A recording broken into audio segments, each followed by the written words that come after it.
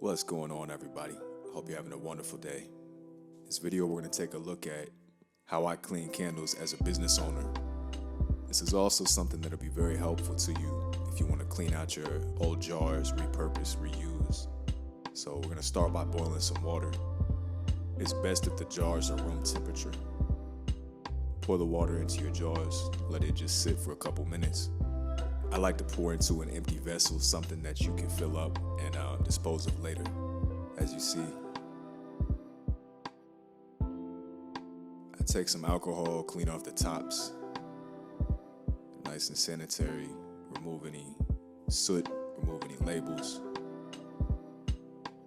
and that's about it. Pour it, let it sit, pour it out. Do not pour it into your garbage disposal, your sink. The wax could solidify and cause some problems for you. That's a call you don't want to have to make to your plumber. But the main purpose is, like I said, to repurpose, reuse, recycle. Check us out at snkcandles.com. My name is Eternal. Once again, I hope you're having a beautiful day. I appreciate you guys. Thank you so much for your support, and I hope this video was helpful to you.